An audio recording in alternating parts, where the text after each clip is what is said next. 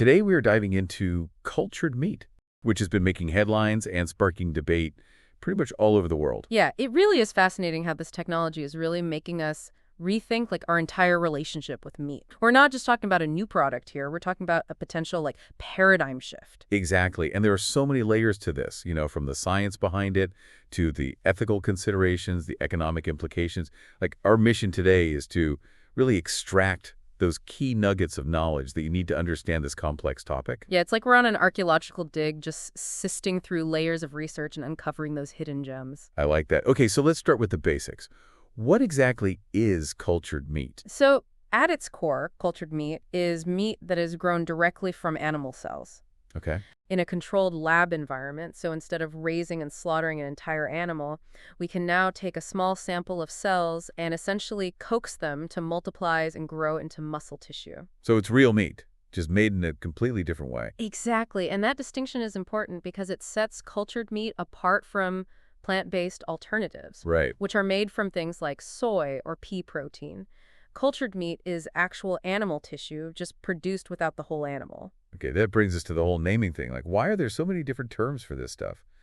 Cultured, cultivated, lab-grown, in vitro meat. Right. It's a mouthful. Yeah, you're right. The terminology can be confusing, and the words we use really do matter because they shape how we perceive things, especially when it comes to food. Of course. The industry seems to be leaning towards cultivated meat these days, probably because it sounds more appealing and less artificial than, say, lab-grown. Cultivated does have a more natural, almost artisanal ring to it. Exactly. It evokes images of small-scale, carefully tended farms rather than sterile laboratories. But terms like lab-grown or in vitro meat can be off-putting for some people, conjuring up images of test tubes and Frankensteinish experiments. Speaking of history, this whole concept isn't exactly new, is it? I feel like it's suddenly exploded into the public consciousness.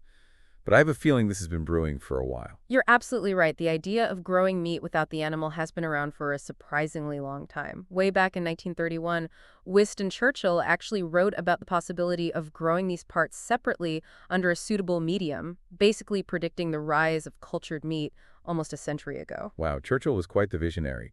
What prompted him to think about this, though? Was it just a random thought experiment, or was there something happening at the time that sparked his imagination? Well, it's important to remember that Churchill was writing during a time of great technological advancement. The early 20th century saw breakthroughs in biology, medicine, engineering, and there was a growing sense of optimism about the potential of science to solve the world's problems. So Churchill was tapping into that spirit of innovation and applying it to the challenge of food production. Exactly, and while the technology wasn't there yet to make his vision a reality, his prediction speaks volumes about the enduring human desire to find more efficient and ethical ways to produce the food we need. It's amazing how those early ideas can plant the seeds for innovations that unfold decades later. So how did we go from Churchill's musings to actual experiments with cultured meat? When did things start moving from the realm of science fiction into the laboratory? The first real scientific forays into cultured meat began in the mid-20th century. NASA, in their quest to sustain astronauts on long space missions, started experimenting in growing animal cells in space. Okay. They actually managed to grow goldfish and turkey meat in a zero-gravity environment. Space turkey, that's pretty wild. It really highlights how exploration often drives innovation in unexpected ways. It's a great example of how necessity is the mother of invention. The challenges of space travel force scientists to think outside the box and explore radical new approaches to food production. And those early experiments laid the groundwork for the more sophisticated techniques we see today. So we've gone from Churchill's predictions to space-grown turkey.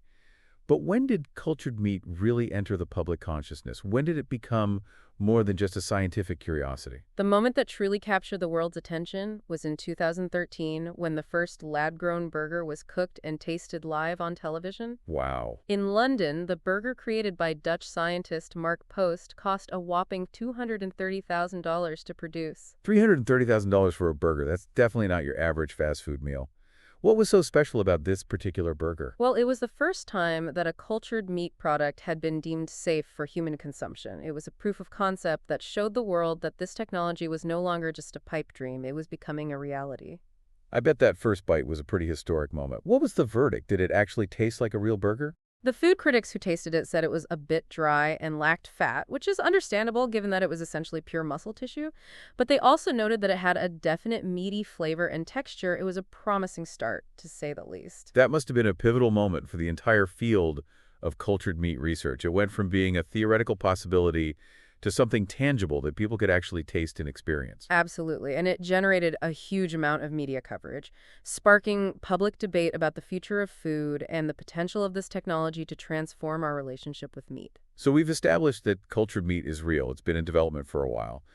And it can even be tasty, but why should anyone care? What are the potential benefits of this technology and what are the concerns? That's a great question, and it leads us to the heart of the matter. The potential benefits of cultured meat are significant, and they span across several key areas. Let's break those down. What are some of the most compelling arguments in favor of cultured meat?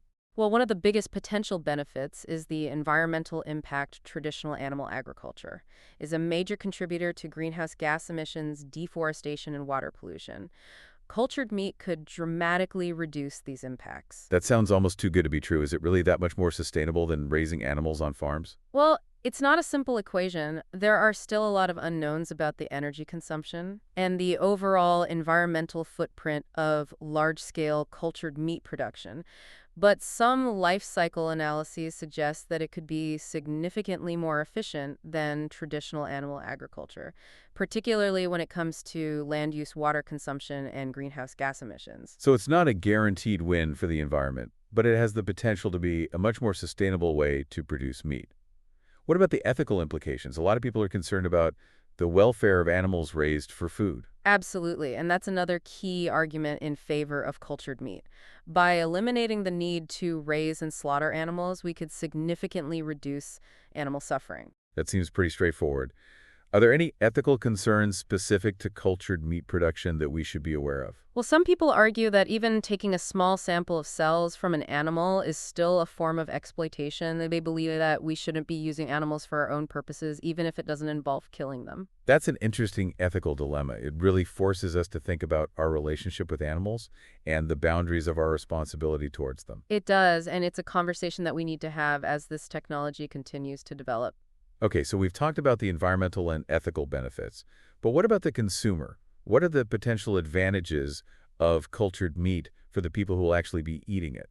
Well, aside from the peace of mind that comes with knowing your food was produced sustainably and ethically, there are also potential health benefits. We can potentially control the nutritional content of cultured meat in ways that are impossible with traditional meat. So we could essentially design meat to be healthier? Exactly. We could create cultured meat with lower levels of saturated fat and cholesterol, higher levels of omega-3 fatty acids, and even tailor the nutritional profile to meet specific dietary needs. Imagine personalized meat designed for your individual health goals. That's incredible. It opens up a whole new world of possibilities for nutrition and wellness.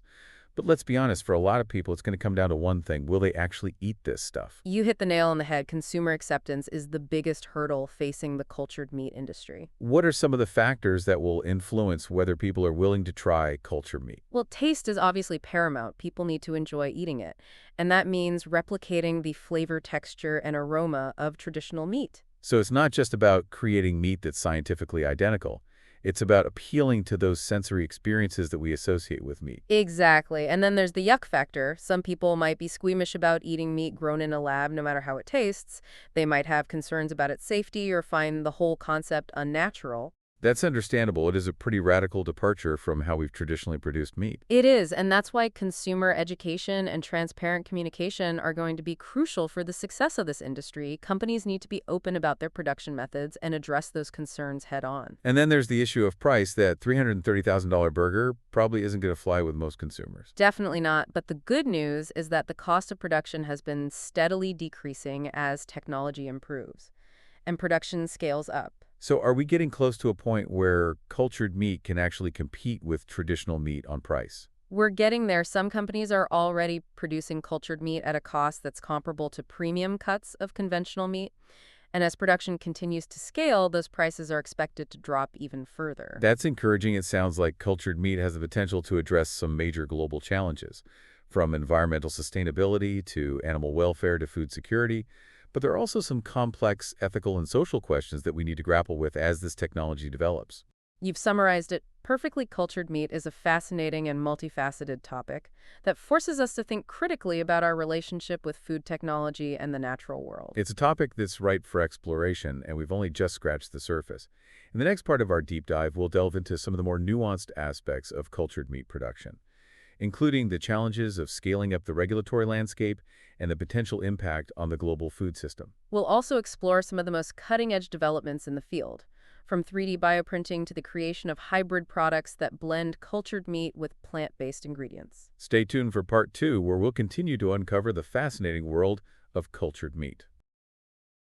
In part 1, we talked about what cultured meat is, the history of this technology, and some of the potential benefits and concerns surrounding it. Yeah, and we really just scratched the surface. There's so much more to explore. Right, so let's go behind the scenes a little bit and take a closer look at how cultured meat is actually made. It all starts with those tiny animal cells, right? Yes, it all begins with a small sample of cells taken from an animal, usually through a harmless biopsy. These cells are then carefully selected and placed in a nutrient-rich growth medium. Okay, so what exactly is this growth medium? Is it like a special soup for cells or something? It's essentially a liquid cocktail that contains all the nutrients and growth factors that cells need to thrive and multiply.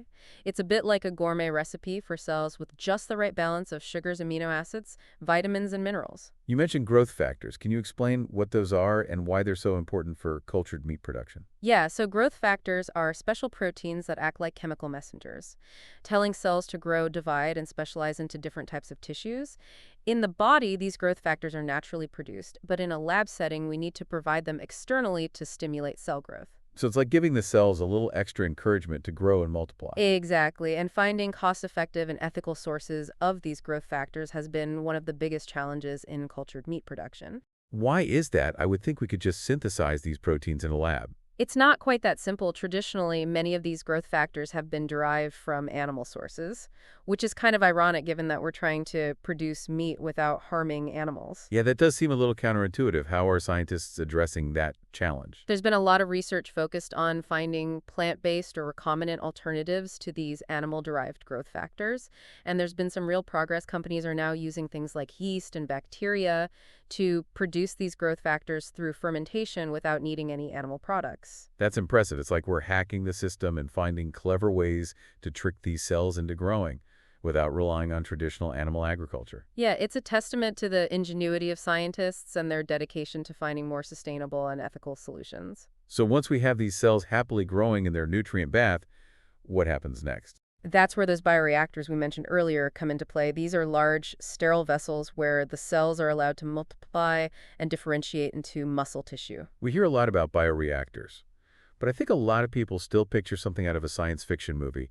Can you give us a more realistic picture of what these things actually look like and how they work? Sure, imagine a large stainless steel tank, kind of like a giant beer fermenter. Inside, the cells are suspended in the growth medium and gently stirred to ensure that they have access to nutrients and oxygen. So it's a carefully controlled environment that mimics the conditions inside an animal's body. Precisely. And these bioreactors are equipped with sensors and monitoring systems to track things like temperature, pH, and oxygen levels, ensuring that the cells are growing optimally. It sounds incredibly complex. What are some of the biggest engineering challenges involved in designing and operating these bioreactors at scale? One of the key challenges is maintaining the right cell density. You don't want the cells to be too crowded or they'll start competing for resources and won't grow properly. But you also don't want them to be too sparse or the process will be inefficient.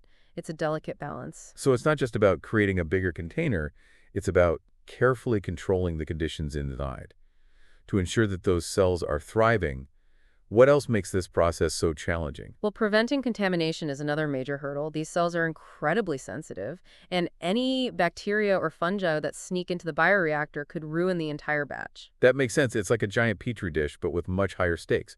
What are some of the strategies used to keep those bioreactors sterile? It's all about meticulous cleaning and sterilization procedures. Every surface, every piece of equipment that comes into contact with the cells has to be rigorously disinfected. And the air that's pumped into the bioreactor have to be filtered to remove any airborne contaminants. So it's like working in a surgical operating room, but on a much larger scale? That's a good analogy. It requires a high level of precision and attention to detail to ensure that those cells are growing in a pristine environment. It's impressive how scientists and engineers are working together to solve these complex challenges. So we've got the cells growing highly in the bioreactors, they're multiplying, they're differentiating. What happens next? How do we go from a bunch of cells to actual meat that we can eat? That's where the magic of tissue engineering comes in.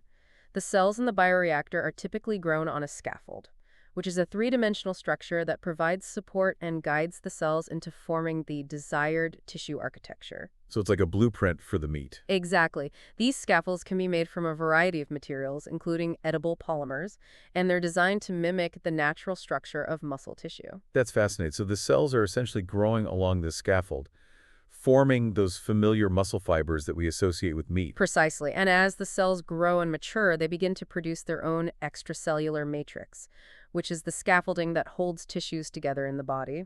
So it's not just about growing individual cells, it's about guiding them to form those complex structures that give meat its unique texture and mouthfeel. That's right, and this is where things get really interesting. By manipulating the type of scaffold, the composition of the growth medium, and other environmental factors, we can potentially influence the texture, flavor, and even nutritional content of the final product. So it's like we're becoming culinary architects designing meat from the ground up. I love that analogy, and it speaks to the incredible potential of this technology to not only replicate existing meats, but also to create entirely new kinds of meat products with unique properties and characteristics. Okay, so we've gone from cells in a dish to structured meat, but it's still in a bioreactor, right? What are those final steps to get it ready for the supermarket? That's the harvesting stage, where the mature tissue is carefully removed from the bioreactor and processed into the desired form, whether it's ground meat steaks or even more complex cuts. I imagine this is where a lot of the traditional food processing techniques come into play, things like grinding, shaping, and packaging. Exactly. And it's also where we can start to incorporate additional ingredients like fat, spices, and flavorings to create those culinary experiences that consumers are looking for. So it's like taking that raw canvas of cultured meat and turning it into a masterpiece. That's a beautiful way to put it, and it highlights the collaborative nature of this field, bringing together expertise from biology, engineering, food science, and even culinary arts to create something truly innovative and delicious. It's clear that a lot of thought and ingenuity is going into every step of this process. But even with all these advancements, one of the biggest questions remains: can cultured meat really be scaled up to a level where it can compete with traditional meat production? That's the billion-dollar question, and it's a complex one with a lot of factors at play. What are some of the biggest hurdles to scaling up cultured meat production? Well, we've already talked about some of the challenges related to bioreactor design and operation, but there are also significant economic considerations. Building and operating these large-scale facilities is incredibly expensive. It's a capital-intensive undertaking, to say the least. What else is holding back the industry? Another challenge is the regulatory landscape. Cultured meat is such a novel product that governments around the world are still grappling with how to regulate it. So there's a lot of uncertainty about the rules of the game. Exactly, and that uncertainty can make it difficult for companies to attract investment and scale up their operations. It sounds like a bit of a chicken and egg situation. We need large-scale production to bring down costs and make cultured meat accessible to consumers. But we need a clear regulatory framework and investment to build those large-scale facilities in the first place. You've hit the nail on the head. It's a complex interplay of scientific, technological, economic, and political factors. So it's not just about solving the scientific challenges. It's about creating a supportive ecosystem for this industry to thrive. Exactly, and that requires collaboration between scientists, entrepreneurs, investors, policymakers, and consumers. And now we're kind of going to zoom out and look at the bigger picture, the economic implications, the regulatory landscape, and the potential impact of cultured meat on the global food system. It's a lot to cover, but I'm excited to dig in. Let's start with the business side of things. What's the current state of the cultured meat market?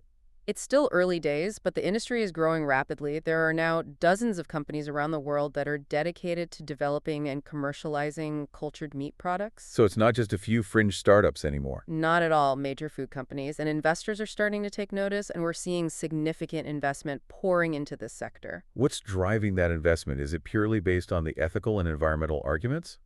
Or is there a sense that this is going to be like a profitable industry? I think it's a combination of factors. There's definitely a growing awareness of the need for more sustainable and ethical food production methods, and investors are seeing the potential for cultured meat to address those concerns.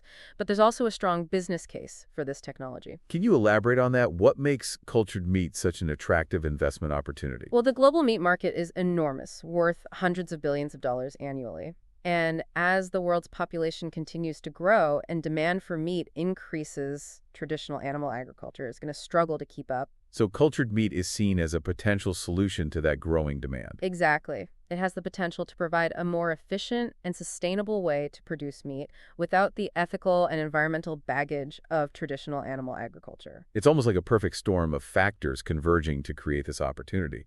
But there must be some significant challenges as well. We talked earlier about the cost of production. Is that still the biggest hurdle for the industry? It's definitely a major factor, as we discussed. Building and operating large-scale cultured meat production facilities is incredibly expensive, and those upfront costs are reflected in the price of the product. So how do we bring those costs down and make cultured meat more affordable for the average consumer? That's the million-dollar question, isn't it? And it's going to take a multifaceted approach. One key factor is economies of scale.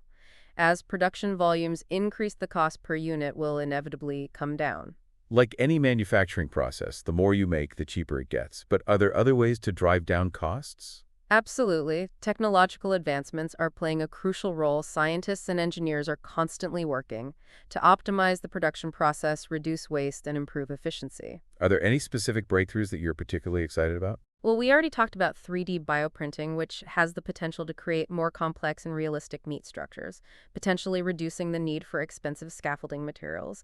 And there's a lot of research going on to develop more efficient growth media and find cheaper and more sustainable sources for those essential growth factors. So it's a race to innovate and find those technological solutions that will unlock the full potential of cultured meat. Precisely. And it's not just about the science. Government policies and regulations are going to play a crucial role in shaping the trajectory of this industry. That brings us to the regulatory landscape. It's such a new field. How are governments around the world approaching the regulation of cultured meat? It's a patchwork, to be honest. Some countries like Singapore have been very proactive, establishing clear regulatory frameworks and even approving the sale of cultured meat products. So they're really leading the charge, creating a welcoming environment for this industry to flourish. They are, and other countries are starting to follow suit. The United States, for example, recently announced a joint regulatory framework between the FDA and the USDA, which is a positive step towards creating a pathway for cultured meat to market.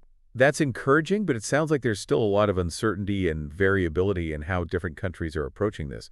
What are some of the key regulatory challenges facing the industry? One of the biggest challenges is simply defining what cultured meat is and how it should be categorized. Is it meat? Is it a food additive? Is it something entirely new? That seems pretty fundamental. How can you regulate something if you can't even agree on what it is? Exactly. And those definitional debates can have real-world consequences, impacting everything from labeling requirements to food safety standards to consumer perceptions. It's almost like we're creating the rule book as we go along. In many ways we are, and it's a dynamic process with ongoing discussions and negotiations between scientists, regulators, and industry stakeholders. It sounds like a complex and evolving landscape. What about consumer protection?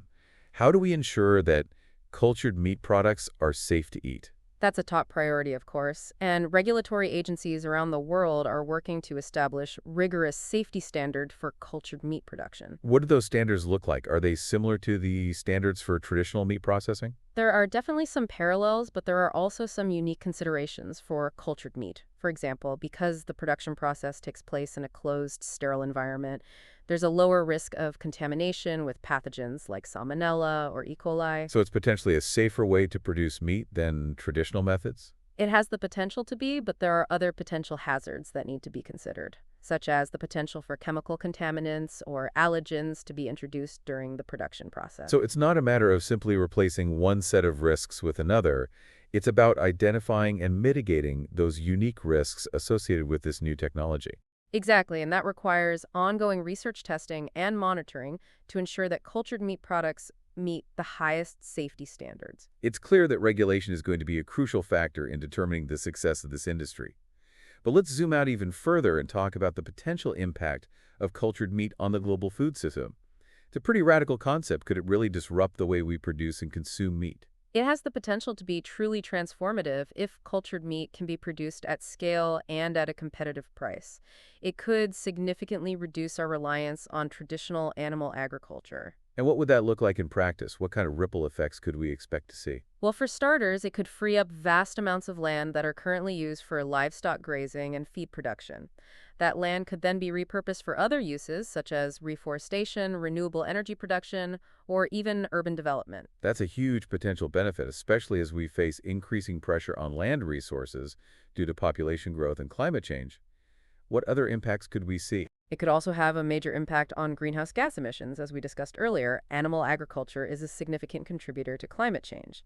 And cultured meat could offer a way to produce meat with a much smaller carbon footprint. That's a compelling argument, especially as we look for ways to mitigate the effects of climate change. But what about the economic implications? We talked about the potential for job losses in traditional agriculture. Could cultured meat also create new economic opportunities? Absolutely. It has the potential to create entire new industries from cell line development and bioreactor manufacturing to tissue engineering and food processing. So it's not just about replacing existing jobs.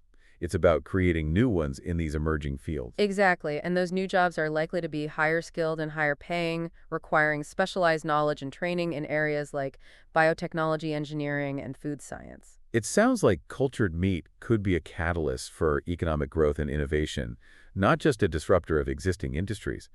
But are there any potential downsides that we should be mindful of? Of course, with any new technology, there are always potential risks and unintended consequences. One concern is the potential for monopolies to form, with a few large corporations controlling the production and distribution of cultured meat. That's a valid concern. We wouldn't want to simply replace one system of industrial food production with another. How do we ensure that the benefits of cultured meat are widely shared? That's a crucial question, and it's one that policymakers and regulators are grappling with. Promoting competitions, supporting small businesses, and ensuring fair access to technology are all important considerations. It sounds like there's a delicate balance to strike between fostering innovation and protecting against potential negative consequences. Exactly, and it requires a thoughtful and nuanced approach involving stakeholders from across the spectrum, from scientists and entrepreneurs to policymakers and consumers. Well, we've covered a lot of ground in this deep dive, from the microscopic world of cells to the global implications of this revolutionary technology. It's been a fascinating journey, and I think it's clear that cultured meat has the potential to fundamentally reshape our relationship with food and the planet. Whether you're excited about the prospect of lab-grown burgers or still a bit skeptical, there's no doubt that this is a technology worth watching. It's a story that's still being written, and it's one that we'll continue to follow closely. Thanks for joining us on this exploration of the fascinating world of cultured meat. Don't forget to like and subscribe to our channel for more deep dives into the topics that matter. Until next time.